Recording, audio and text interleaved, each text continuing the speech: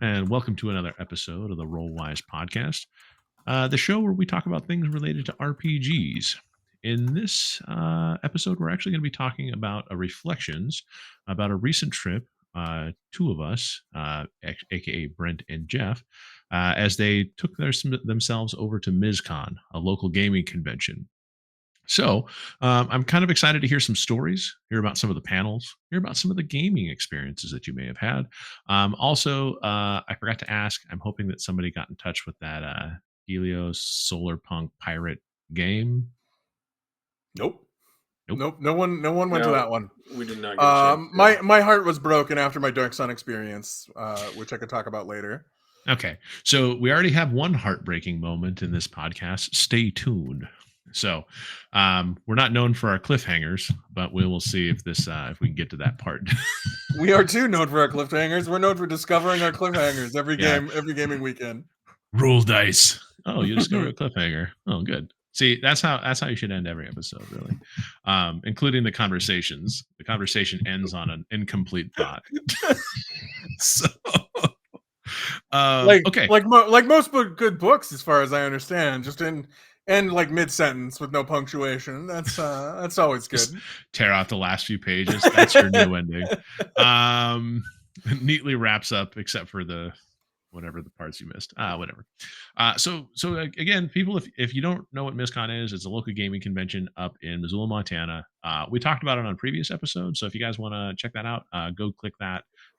Make sure to give that a view because we really like talking about the entire breadth of gaming, especially outside of the 5th edition sphere that seems to be. And please check out that episode. We could use some more views on that one. Yeah, I mean, at least just come by, stop by, say hi, give it a wave. And as with all of our episodes, if you like what we do talk about, like if you are not a subscriber, subscribe. And of course, if you want to talk to somebody in the comments, you can talk to us. We like to jump in the comments and say hello and all that stuff. But enough about us. Let's talk about us some more. Us doing something else. So let's talk about us. So you guys went to MisCon, and MisCon is a science fiction and fantasy convention that kind of celebrates art, writing, gaming, all that kind of stuff. So you guys have been to MisCon in the past. How did this year stack up? Did this year meet your expectations? Did you have a bunch of excitement going in and then you left kind of deflated, or did you kind of go in and kind of rode a high and then you were just exhausted from too much fun? Wow. Or somewhere in between. It's a complex question. Go ahead, Brent. It is a complex question. I've been to MisCon some years where I just kind of go and look around and kind of hang out and don't really do anything. I don't really go to panels or stuff like that. So one of the things that I really tried to do this year was just be more involved with the convention. In the hopes, I'm kind of hoping that maybe next year, if we continue to do this and this continues to do well and everything, I kind of think I'll probably try and run games next year. And I kind of wanted to kind of see what it was like to be more involved. So I really kind of focused on going to more of the panels, and I signed up for one game because that was really all I had in my heart to doing. That was the only one I was interested in, because there's a lot, of course, D&D games, of course. There were very many. If there were other systems that I would have been interested in, I would have probably done those, but there really wasn't. It's very writing focused. It's very much, there's a lot of writing panels and workshops. But a lot of art panels. A lot of art panels. A lot of art panels, yeah. So it was fun. It was fun. I did enjoy myself. Yeah. What about you, Jeff? I always have fun. I think I'm at the point, with MisCon, that I have been to enough that while they have a different theme every year, I think I kind of know what to expect. There's a little bit of unexpected. But I go to see people that I don't see every day. See people that I see very infrequently, sometimes only at MisCon. The chance to experience and play games, whether they're board games or role-playing games, if that sort of opportunity opens up, look at the merch. My partner, there's a nerd prom every Sunday, so she likes to go and dance, so we try to do that every year. We have things that we do, but I kind of know that. I mean, it's 39 years. My feeling is that they're not trying to break new ground. Like they're Correct. not trying to change and be something different than what they've been in the past. So from that standpoint, it's nice. I always look at the panels and try to find a couple that I want to go to. It's hard at a small con because there's a lot. Sometimes you get concentrations. I guess it happens at any con of things that overlap that you'd like to see. So I try to make a list, and Yeah. if I'm free when a panel opens up, then I try to go. And if I'm Yeah. not, I try to take it easy. I try not to pack Yeah. everything into everything. Make sure I leave time to eat. Make sure I leave some time to go away Yeah. from the convention. I am not at a point where I want to spend 20 hours in one building anymore. Yeah, and that's really a good advice for a con anyways. Like, go to what you want to do, but don't burn yourself out. Like, you can put yourself in a situation where you've just done way too much, and then you might miss something on, like, it's 3 days, well, 4 days, but the fourth day is kind of more breakdown. Yeah. And like any con, if it's multiple days, like, kind of just pace yourself, like, because you will miss something in the later days if you like, I'm gonna do all of these panels this one day. So I tried to like set myself up to do some very specific panels that I was really interested in. Yeah. So the theme this year of MisCon was Dark Forest, both in art and media and everything like that. So the first panel that we went to was a GM advice panel about using a dark forest in your game. It was interesting. It wasn't really focused on GM advice. It was just kind of like the three people that were there. Yeah, three presenters that were there, kind of talking about their experiences writing Dark Forest stuff, either in Dragonlance, Forgotten Realms, and stuff like that, or in video games. One of them didn't really write Dark Forest stuff. He wrote some cyberpunk stuff, and he talked about how using the city as a kind of a Dark Forest theme. So okay, so I guess step back. Like, what in this case, it seems like there's kind of overlapping things. What to them is quote unquote the metaphorical dark forest? What are they trying to It imply? wasn't metaphorical, literally. Literal. It was a literal dark forest, as in a place with trees. Is With mostly less what they sunlight. meant, right?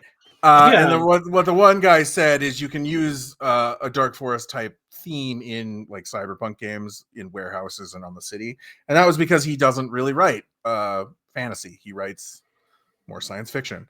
So that was one thing with the panels that I thought was kind of strange. Is sometimes there were people on panels that didn't seem to have much experience with what the subject of the panel.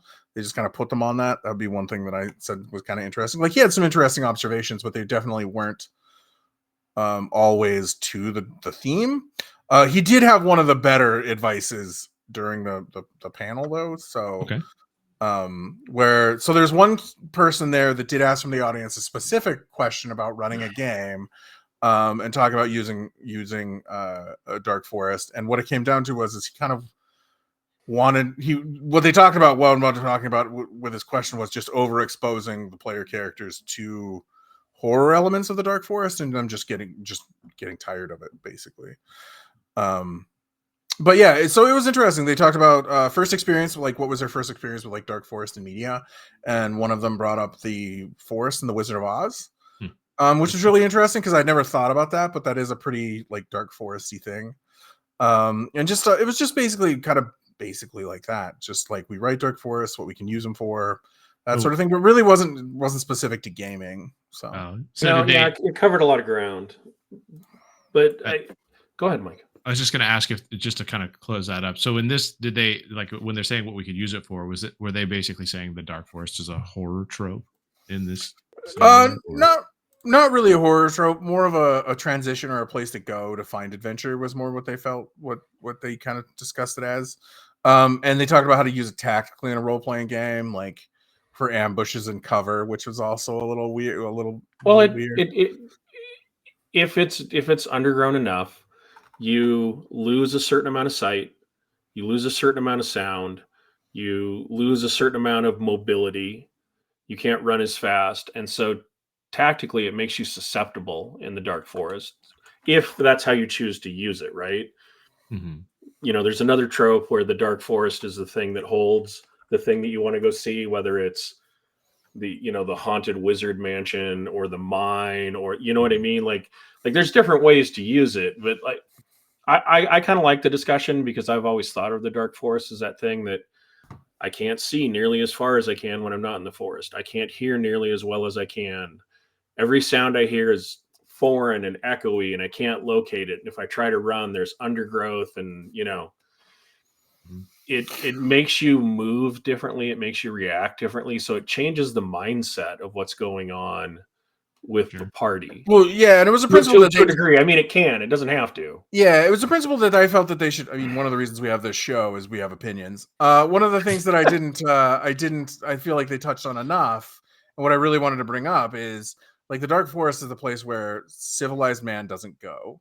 Like, and that's in a lot of media and a lot of games. That's what a dark forest is it's just that place that you shouldn't really be. It's primitive and scary to modern man, right? Because yeah, we're not exactly. built to deal with it anymore. Well, just civilization is where you survive, and the forest is the antithesis to civilization. And they really didn't hit on that theme at all, which I think should have come up. It was a little bit, but not much.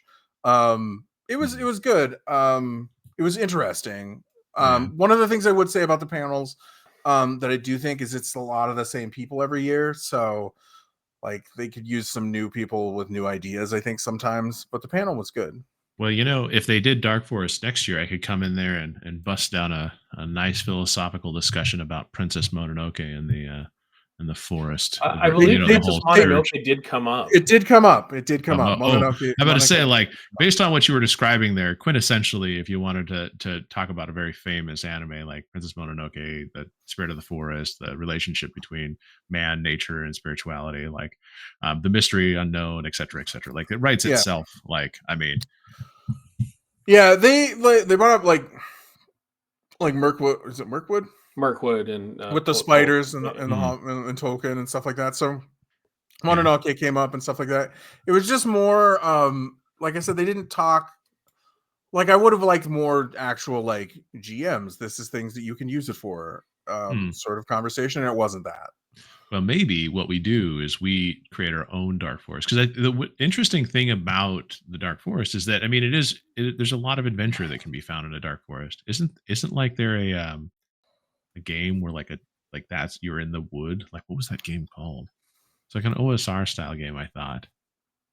Well, Symborum has a lot of the dark forest because that's what you travel through. It's not that one. It's a heck. Are you talking about Forgotten Lands? No. That one's the mist getting revealed and all that kind of stuff. That's pretty heavily forested though too. But I mean, like most fantasy role-playing games, the dark forest trope is a fairly big deal. It's true, unless you're on something where it's like specifically we're out on the high seas, like being pirates. You're right, exactly. You're typically, speaking of tropes. Right. Yeah. But I guess I mean even the Wild Sea, that's you're basically like travelers through the forest. You're air pirates. You're canopy pirates and whatever.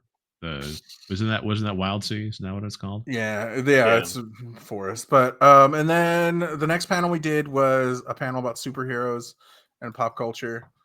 I don't know if you have anything you want to add on that. I like that one. I mainly because Paul Jenkins was the guest of honor this year. He's a comic book writer. He has worked on a lot of things that I liked. But basically, the panel, like, is there superhero burnout? Because we hear that a lot in mainstream media, mainly because of the Marvel movies and the movies that try to copy Marvel. And when you talk to comics writers, they don't think of themselves as comics writers. They think of themselves as writers. And they're telling stories. They're storytellers and writers. And they're not trying to follow a formula. The people that enforce the formulas are the money guys behind the scenes, because they've shown that works. Once you hit a formula in Hollywood or in television production, or even in books sometimes, or mainstream comic books, once you hit a formula that makes money, then the accountants and the business people want you to keep doing that. And so what people are tired of, their contention, and I happen to agree with it, isn't that people are tired of superhero stories, because you can tell some very humanizing superhero stories. There's Some of my favorite comics involve superheroes never in their costumes. Mhm. They're human moments where they connect with you, and that what's going on with them resonates with you outside of their challenges of keeping peace or saving the galaxy.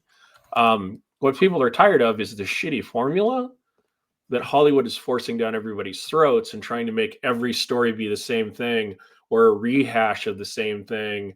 It's everything is an origin story retold for the 8th time, because every 7 years you get a new generation of moviegoer who has never seen the older ones.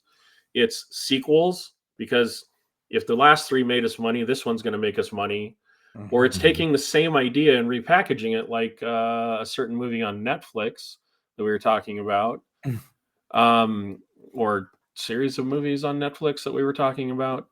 Basically copying Seven Samurai and the Magnificent Seven. Horrible ideas redone almost never work, and people will eventually get tired of it, even if they fall for it for a while.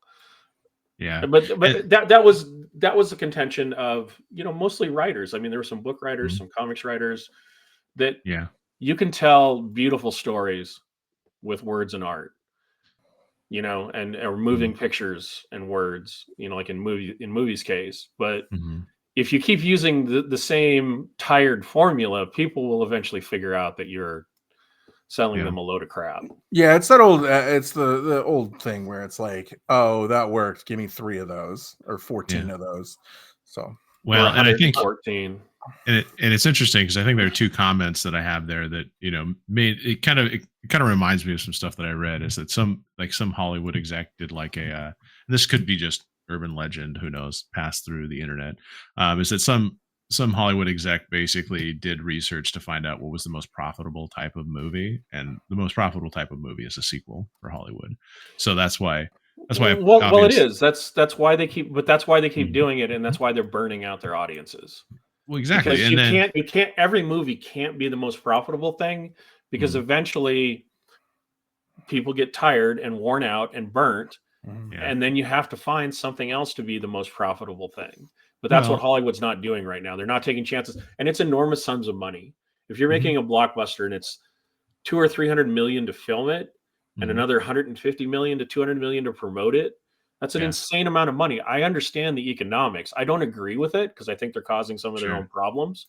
But and it's interesting because because it brings me to that second point, is that I was reading over the weekend that I think Memorial Day weekend, Furiosa had a poor showing. Right, it was one of the worst weekends for movies since forever ago. Where like everyone's like, oh, modern cinema is dead. And there's obviously those people that as soon as there's a negative trend in movies, they basically say the movie theater is dead and the sky is falling. They've been saying it. I've seen that. They've been saying it since the 50s.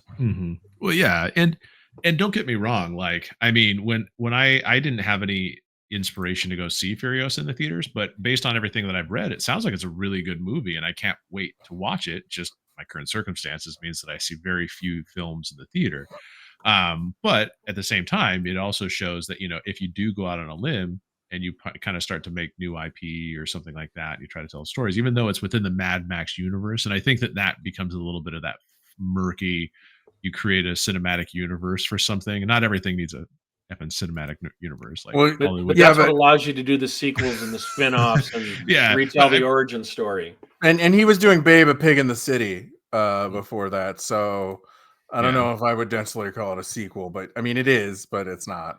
Yeah. So the point about being is that like, I mean, people try to take risks, and I think I even saw something. It was like one of the Duel or something like that. Was that with Adam Driver and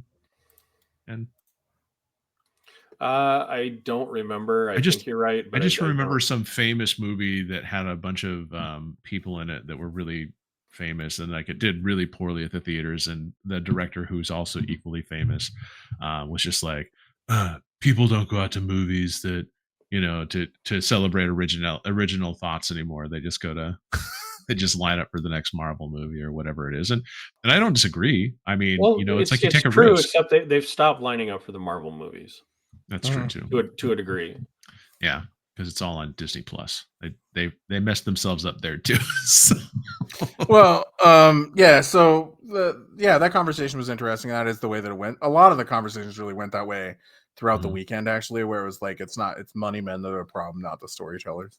So that came up a lot. Well, I mean, in fairness, that's the war, right? With creatives, it's the Yeah. people financing it against the people with the vision, Yeah. right? Because they're always going to clash because they want different things. Because So- I don't know. I think it's interesting. Well, so out of curiosity, I know you've talked about a couple of panels here. Any panels that you feel like we can turn into an episode down the road that you want to give somebody a tease on that we might be able to discuss? Not that we haven't already discussed at length, really. Oh, really? I mean, the Dark Forest would have been the only one that would have probably made a good episode. We could expand on that, but I think that's probably the best gaming RPG related, because the other one I went to was a horror one, and it was okay.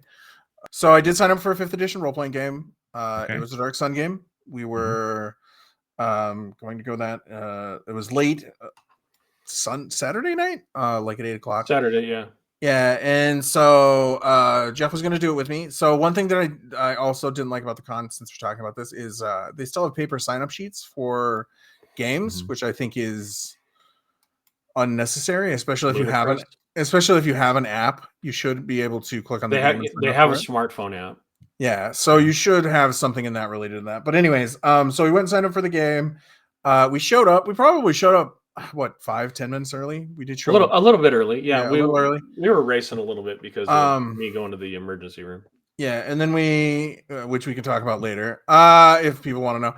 And then so we showed up, and then like there were people already there, and like I was kind of waiting for somebody to say they were running the game, and people kept coming, and then more people showed up, and no one said they were running the game. And so then we're like, well, should we go look for him? So one person went and looked around, and so our GM never showed up for our game. So that was cool. So one of the things I would say is, if you're ever running a game for a convention, there are people that are going to be looking for it, looking forward to it. So please, if you don't show up, make sure you tell people that you're not going to be there, or tell them why. Because there's a bunch of downstream impact that we saw. Like, people wanted the table we were at to play games, so they didn't get to play their games. The people that showed up to play the game didn't get to play the game that they wanted to play. So that was really disappointing, and that kind of ruined it for me a little bit. And I heard later from somebody else who attended the convention that was kind of a rash of happening. Like, there were several GMs that just didn't show up for their games, which is, in my opinion, it's really bad. And I know they're not professional GMs or anything, but like, it's just bad. Like, yeah, and we know that stuff happens, because, like I said, I had a medical issue that came up, and had I been running a game, I couldn't have done it. But still, you should do everything in your power if other people at the con are relying on you to try to be there, or even just find a way to let people know. Like, in your case, if like I was ready to tell the person running the game that you weren't going to make it. Just have a way to let people know if that's going to happen. I hope he's all right and everything, but I am sorely disappointed. Well, I'm disappointed we didn't get to play, because I wanted to see what the 5th edition Dark Sun stuff looked like. Well, not just that, it's not official. It was interesting to me. Yeah, not just that, but I kind of wanted to experience what being in a game, or like seeing someone run a game at the con. So I know, in case I sign up next year to run games, kind of what the experience is like. Now all I know is that I can improve everybody's experience by being there. Yeah, by being there. Honestly, con games are interesting. I mean, I played in enough con games that I would have to say both impromptu and scheduled, that I feel like the normal experience is that people that run con games, it doesn't have to be perfect, because I had some experience with con games where we played one session where it was probably the most hectic game I'd ever played. And this is back many years ago at this point, but like, the character creation was a lot of fun, and we actually went through character creation during the scheduled time, which is really, I think, more rare than not that you get to create a character and then play in a session, because simply character creation for many of these games, if you don't know this, it takes a good chunk of time. So the fact that we made characters and tried to play the game was interesting, and it was actually me and my friend, who went to a lot of these cons with me. We played and we had such a fun time during the character creation part that we were actually disappointed when we started playing, because then the game stopped being fun. Well, the thing to remember, I think the most important part about con games, and I think this is why it was so disappointing, is like you have really gone, if you're playing in a con game, you have really gone out of your way to play in this game. Like, you have made a conscious choice to come to the game to miss something else. Like, you might be missing a panel or something like that, and you've decided to play this game instead of that. And so like people are excited to go and do the game, and then to not show up is maybe the worst thing that could have happened. Like, in my opinion, like, that's the worst thing that a person could do, I think, in this case. Like I said, I hope he's okay, but it was pretty shitty. Yeah. Well, and I don't think that's the most common thing. I'm sorry that it sounds like it was more common this MizCon maybe than it. That was anecdotal, Yeah, I mean, stuff. But even if it's anecdotal, like, that's still might have been one person that didn't show up for either of his games. Who knows? Maybe it was just one guy. Yeah. Oh, you had a guy that didn't show up for a game, and I had a guy that didn't show up for a game. Yeah. I mean, maybe. And you know what? Maybe there was no one that.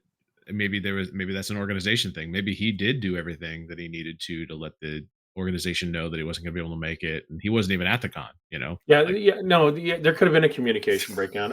Things are chaotic, right? You get all these people showing up, and I'm not trying to make excuses, but when you go to the con and you want to play games, you're wanting to try things that you don't get to try at home. Yeah. I like to see how other DMs, GMs run their games, because very seldom is there a time where I play where I can't pick up some sort of a tip or go, oh, hey, that was kind of nice, or that was a cool storytelling beat, or you get stuff out of it. I get stuff out of it. I also like to see how other players play. Sometimes, we're very much like our group, especially like last night when we played, right? We have a lot of joking and humor and stuff. And I think most tables that know each other do, but I also like to see other dynamics. You know what I mean? In a setting where people don't know each other quite as well. You know what I mean? They play a little different. Yeah. I don't know. I don't mind playing with pre-gens. You talked about character creation, but most of the con games I get in, it's unless the system's real quick and dirty for character creation. I see a lot of GMs going, hey, and I got these 8 pre-gens. Well, no, most of them will be pre-gens.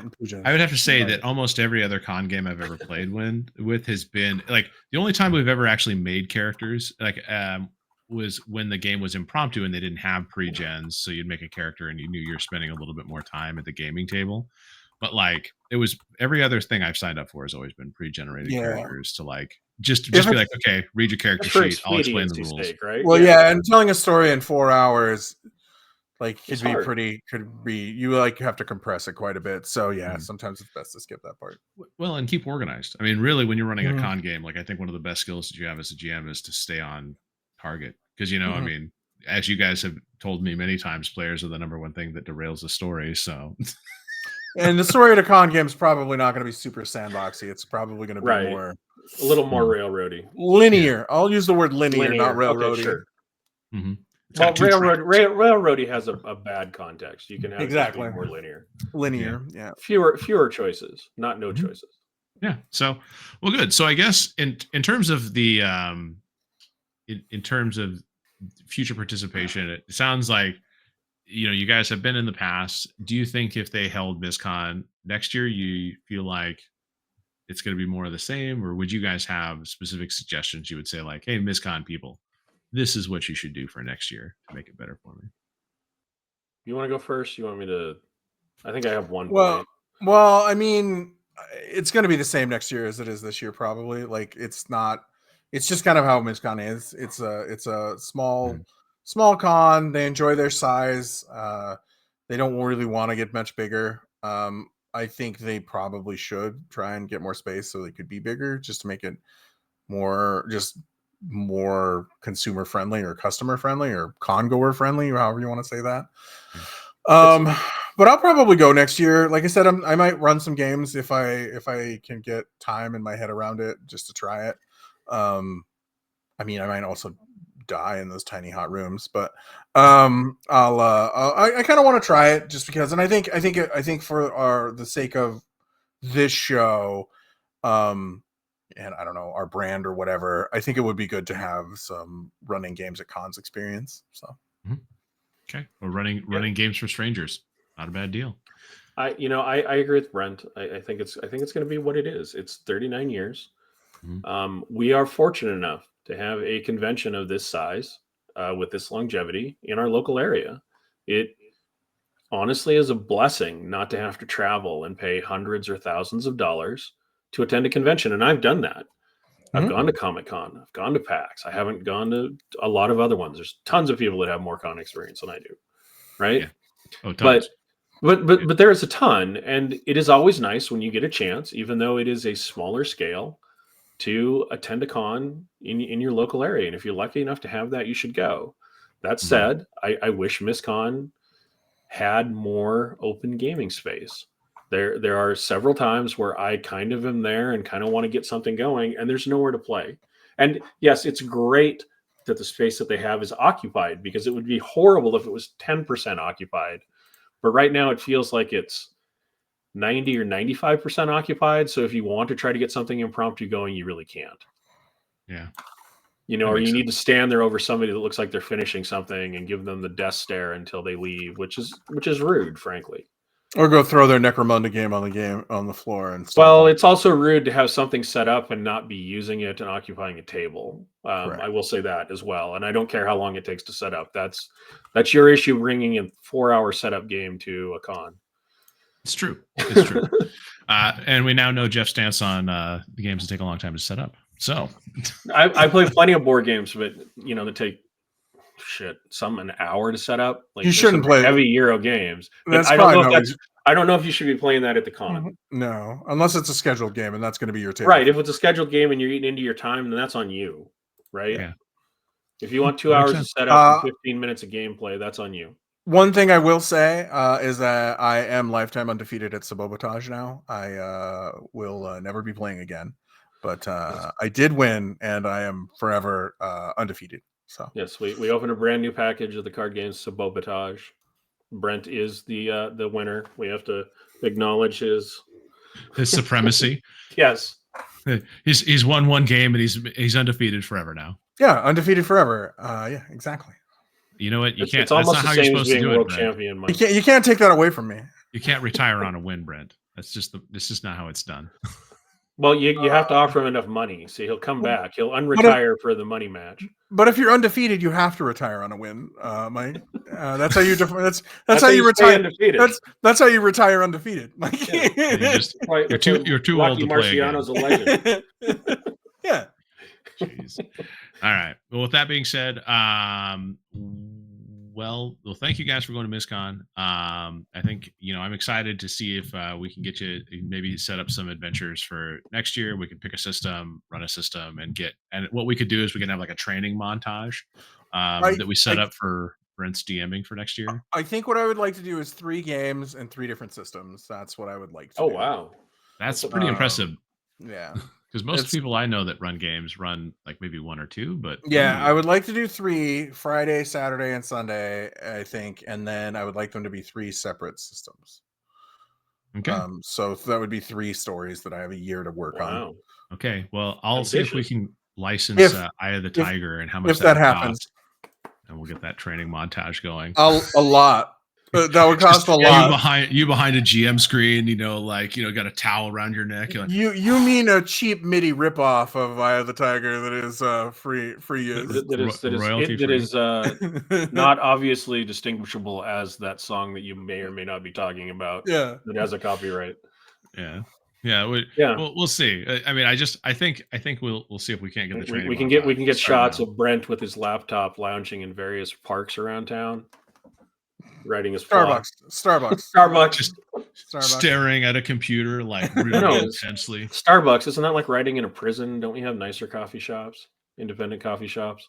I don't know. I've heard that's where a lot of writers go. I think it's the free Wi-Fi. Yeah. Whatever the reason is, it isn't the exceptional coffee. That's what I'm saying. Welcome to the All Opinion Podcast. Yes. Hasbro and Starbucks. Take that, And- corporate yeah. chains. Yeah. Okay. Welcome to the anti-show podcast. So We'll never get sponsored podcasts. Let's go. yeah. So on one episode we said that I mean I drink Starbucks, so I don't know about these guys, but I've drank it, but I've eaten McDonald's, Mike, and I'm not running around saying it's the best burger I've ever had. That's all I'm saying. haven't Like, proved at though. least be honest with yourself that Starbucks is pretty mediocre. It's That's all I'm consistent though. That's the thing. Consistency works. Yep, Yeah. exactly. If I'm in a Target and I want coffee, I'm definitely at a Starbucks. Yep. Same thing. Well, my whole thing is if you're in Alabama for some reason and you go to a Starbucks, it's going to be the same coffee that you get. Yes, I will say this: Seattle. we are a little spoiled being so close to Seattle because I have traveled to other places, and a lot of the local coffee places are awful because they don't know how to pull shots. like they're absolutely terrible, and so then Starbucks becomes the highest floating. I'm not going to say what I was going to say, but you know, their 5 is way better than the 3s that everyone else is producing. How about that? Okay. So on that note, we appreciate everybody for sticking around to the end of our podcast, where apparently we turned into anti-capitalistic, very opinionated individuals somehow. Well, we like differing things, so we'll leave it at that. We all like what we like. We like what you like. We like what you like. Wait, we like what we like, and you can like what you like. We're not here to crap on it. What you like, play what you like, drink what you like, have fun. Yeah. So with that being said, of course, again, if you like the content, you like what we do, like, subscribe, do all those kind of things. We really appreciate it because we obviously want to talk to more people out there, and we hope that people enjoy these kind of conversations. But if you guys do want to talk to us outside of YouTube, Jeff, how do they do that again? They search for @rolewise on Facebook, Threads, or Twitter. Mm-hmm. They can also email us rollwiseguys@gmail.com. That means it's my turn, right? No. And thank you. No, wait, just kidding. Oh, you're gonna go for it. Steal the ending. Jinx. You owe me a Coke or something. Thank you, everybody, for being here. Hopefully you listened to the end. Hopefully you enjoyed your time with us today. And as always, roll well, roll wise, and be safe out there. Thank you, everybody. Thanks.